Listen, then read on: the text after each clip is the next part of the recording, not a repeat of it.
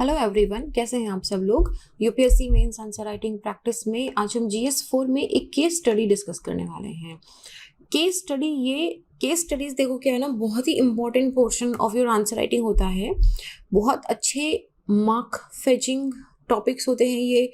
Simple to understand and simple to give answers भी होते हैं। केस स्टडी में दिक्कत बस एक ही होता है कि केस स्टडी ना बड़ी होती है थोड़ी, तो इट टेक्स मोर टाइम और आपको इंस्टेंटली सोचना पड़ता है। तो इसलिए केस स्टडी एक ऐसा है जिसकी आप कंटिन्यूसली थोड़ी थोड़ी प्रैक्टिस करते रहो। आप कभी बोर हो जाओ तो कहीं पे कोई पुरानी केस स्टडी, अगर कहीं पे आंसर राइटिंग अगर आपको मिल जाती है पुरानी किसी भी वेबसाइट पे, तो उसको आप बोर हो रहे हो उसको खोल के पढ़ लो, देखो कि उसमें किस तरह का सोल्यूशन दिया गया है, what kind of steps you need to take when you become an administrator. तो ये क्या होता है कि case studies are more like your written situational interview. ठीक है, जनरली आपको इंटरव्यू में जाते हो तो आपको एक सिचुएशन दी जाती है कि ऐसे आग लग गई, ये हो गया, कैसे करोगे।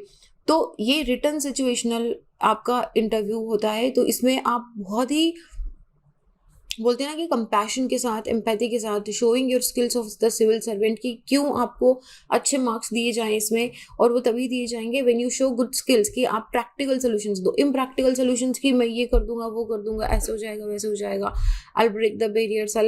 तो ये देखो प्रैक्टिकल सॉल्यूशंस नहीं होते हैं एडमिनिस्ट्रेशन के अंदर। whatever solution you give, it should be so practical और एक्सेप्टेबल होना चाहिए वो, और बहुत ही ज़्यादा इम्प्लीमेंटेड होना, मतलब कि आप उसको जल्दी इम्प्लीमेंट कर सको, ऐसा सोल्यूशन होना चाहिए। तो ये आपको अब आज इसकी केस स्टडी के अंदर भी थोड़ा थोड़ा समझ में आ जाएगा कि किस तरीके से हम केस स्टडी को अटेम्प्ट करते हैं। कास्ट डिस्क्रिमिनेशन पे ये केस स्टडी है, बहुत ही सिंपल सी केस स्टडी है। आपको क्या रोल दिया गया है, पहले मैं एक बार आपको पढ़ के बताती हूँ, देन वी विल अंडरस्टैंड कि क्वेश्चन में क्या पूछा है। ठीक है, तो कास्ट डिस्क्रिमिनेशन पे ये है, you are the dean of an engineering college. आप एक इंजीनियरिंग कॉलेज के डीन, मतलब क्या आपको क्या डीन की पदवी दी गई है, आप इंजीनियरिंग कॉलेज में सबसे हाईएस्ट अथॉरिटी हो, you make the decisions. Now you have received a complaint regarding prejudice against students from the lower class by some senior professors. आपको एक कंप्लेंट मिली है, you have received a complaint. ठीक है, आपने अपनी आंखों से कुछ नहीं देखा है, आपके पास कोई सबूत नहीं है, आपको एक कंप्लेंट मिली है कि कॉलेज के अंदर कुछ ऐसे स्टूडेंट्स जो लोअर कास्ट से बिलोंग करते हैं, एससी एसटी से, उनके साथ किसी तरह का भेदभाव हुआ जा रहा है। और किसके द्वारा हो रहा है, वो सीनियर प्रोफेसर्स जो हैं, कॉलेज की सीनियर प्रोफेसर के खिलाफ आपको कंप्लेंट मिली है कि ये जो प्रोफेसर्स हैं ये लोअर कास्ट के स्टूडेंट्स के खिलाफ भेदभाव कर रहे हैं। ठीक है, now these professors have contributed a lot academically to university. बहुत ही अच्छी बात है, सीनियर प्रोफेसर हैं और काफ़ी टाइम से यूनिवर्सिटी से जुड़े हुए हैं, अकेडमिकली बहुत सारी चीज़ें उन्होंने अच्छा पढ़ाते हैं, कॉलेज के लिए अच्छा करते हैं, good. However this particular instance has disturbed peace and harmony in the campus. लेकिन इस इंसिडेंट की वजह से कैंपस के अंदर पीस और हार्मोनी, जो शांति और सहभावना का जो वातावरण था, वो डिस्टर्ब हो गया है। ये अपना मेन पॉइंट है। अच्छा, अच्छी बात नहीं है, कॉलेज में हमेशा पीस बनी रहनी चाहिए, पीस डिस्टर्ब हो गई है। तो आपको क्या पूछा गया, आपको 3 स्टेप्स लेने हैं। पहला है discuss the immediate steps you would take to contain the growing discontent among some students. आपको बोल रहा है, देखो ये बच्चों के बीच में जो डिसकंटेंट मतलब असंतुष्टि की भावना जो पैदा हो रही है, जो उनमें ग्रो हो रही है ना, बार बार इतनी पीस एंड हार्मोनी डिस्टर्ब हो रही है, इमीडिएटली क्या स्टेप लिया जाएगा आपके द्वारा। सेकेंड है discuss the action to be taken if the professors are found to be guilty and also evaluate the steps if it comes out to be a false case against the professor. 2 चीजें पूछिए कि अगर आपको पता चला कि भाई ये जो प्रोफेसर है ये वाकई में लोअर क्लास के स्टूडेंट्स के साथ भेदभाव कर रहे हैं, और तो आप क्या स्टेप लोगे, क्या एक्शन लोगे उनके खिलाफ। और दूसरी चीज भी पूछिए कि ये भी हो सकता है कि किसी ने गलत कंप्लेंट कर दी हो। तो अगर कंप्लेंट गलत पाई जाती है, अगर फॉल्स केस होता है, तो आप क्या उसका स्टेप लोगे। ठीक है, हमको दोनों चीजें सॉल्व करनी है, वी गेट इट। तीसरा क्वेश्चन आपसे पूछा है कि what should be the responsibility of the professor and students to create positive ambience in the campus. ये क्या लॉन्ग टर्म सोचा है। हमेशा केस स्टडी के अंदर हमेशा जो होता है ना कि बीमारी को जड़ से मिटाना, वैसे सोल्यूशंस देनी चाहिए हमें। तो तीसरा क्वेश्चन ऑटोमेटिकली आपको वहां पे लेके जा रहा है कि आगे में ऐसा ना हो, प्रोफेसर और स्टूडेंट आपस में social ambience, positive social ambience, सब एक दूसरे के साथ मिलजुल के रहें। इसके लिए आप क्या करोगे। Very nice. तो अभी हम एक बार फैक्ट ऑफ द केस देख लेते हैं। सबसे पहला फैक्ट तो क्या है कि यहाँ पे सीनियर प्रोफेसर के खिलाफ में हमको कंप्लेंट मिली है कि वो भेदभाव कर रहे हैं students of the lower caste के साथ, ठीक है। सबसे important, peace and harmony disturb हो गई है, ओके। तीसरा क्या है, स्टूडेंट्स के बीच में डिसकंटेंट हो रहा है क्योंकि उनके जो प्रोफेसर्स हैं उन्होंने डिस्क्रिमिनेशन किया है। तो एज ए डीन सबसे पहला आपका ना इमीडिएट रिस्पॉन्सिबिलिटी क्या होगा, how would you take an immediate action. सबसे पहले तो जो शांति भंग हुई है इंश्योर करना है कि वो कोई और भी ज़्यादा हुड़दंग में ना मचे, मतलब बोलते हैं ना कि भी चिंगारी है उसी को हम लोग शांत कर लेंगे रेदर देन इससे पहले कि वो आग बने। तो पहले तो ये हो गया। और दूसरा कि हमको ये मेक श्योर करना होगा, क्योंकि ये एजुकेशनल इंस्टीट्यूशन है तो एटलीस्ट यहाँ पे नहीं, वैसे हर जगह पे ये मेक श्योर होगा कि constitutional values of social equality जो है वो मेंटेन रहे। प्लस ये जो है कि इनोसेंस अनलेस प्रूवन, जब तक प्रोफेसर्स को गिल्टी प्रूव नहीं हो जाता है, हो सकता है कि किसी ने फॉल्स कंप्लेंट कर दी हो सकता है कि किसी को ऐसे ही कुछ खुजली मच गई, उसने ऐसे ही बोल दिया कि इसने ऐसा करा और जो बात है वो जंगल में आग की तरह फैल गई हो। तो जब तक इट इज़ नॉट प्रूवन कि वाकई में इस तरह का केस हुआ है, जब तक हमारी इंक्वायरी जो हम कमेटी बिठाएंगे उसकी रिपोर्ट नहीं आ जाती है, तब तक उनकी जो वैल्यूज़ है उनको भी प्रोटेक्ट करा जाएगा। नाउ आपका इमीडिएट स्टेप क्या होगा, सबसे पहले पेसिफिकेशंस, बच्चों को शांत करना है, दैट इज मोस्ट इंपॉर्टेंट।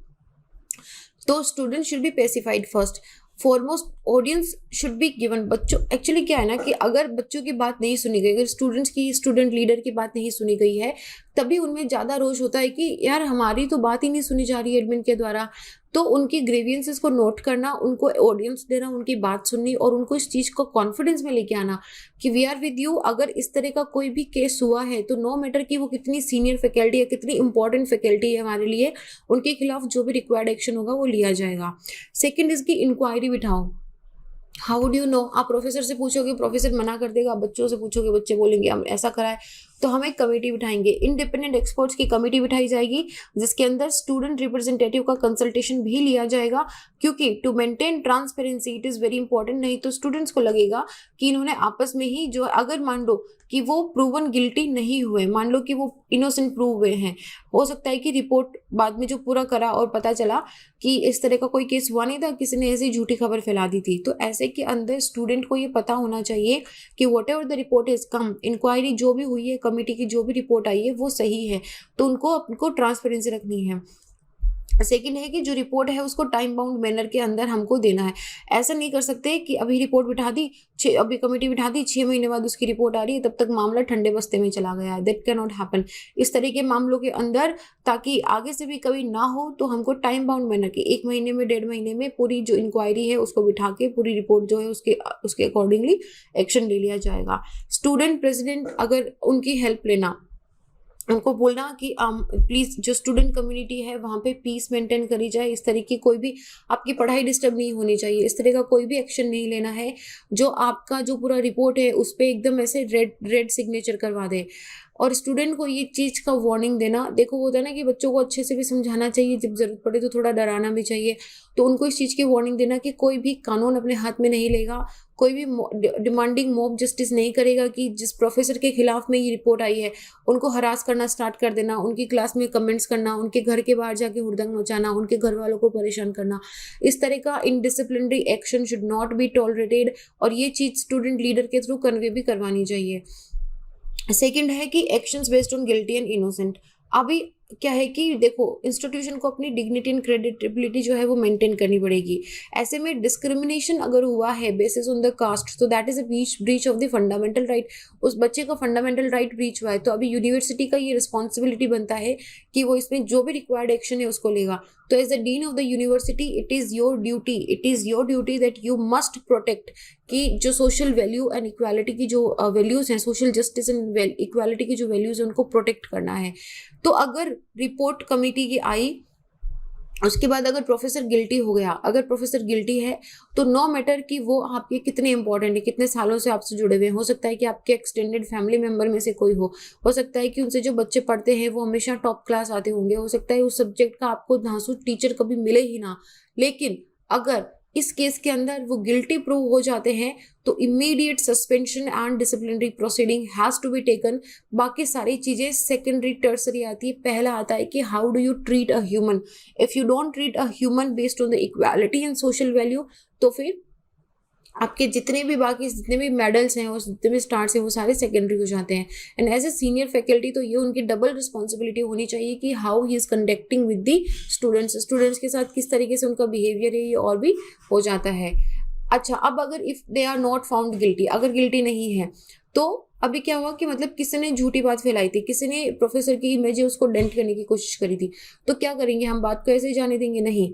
क्या हमारा एम है कि फ्यूचर में ऐसी गलती नहीं होनी चाहिए, तो हम स्टूडेंट को बुलाएंगे, पूछेंगे, जो भी जिसने भी ये कंप्लेंट करी है, जहाँ से भी ये केस आया है, वी विल आस्क देम कि why disciplinary proceeding should not be initiated against them, क्यों हम आपके खिलाफ डिसिप्लिनरी प्रोसीडिंग्स ना लें, you tell us the reason. But also because अभी वो स्टूडेंट्स हैं, अभी they are in the learning curve, तो उनको हम एक अपॉर्चुनिटी देंगे कि वो अपोलोजाइज करें, वो आगे से ऐसी हरकत ना करें, लेकिन उनको ऐसा भी नहीं है कि बिल्कुल ठीक है चलो सॉरी बोल दो जाओ, नहीं।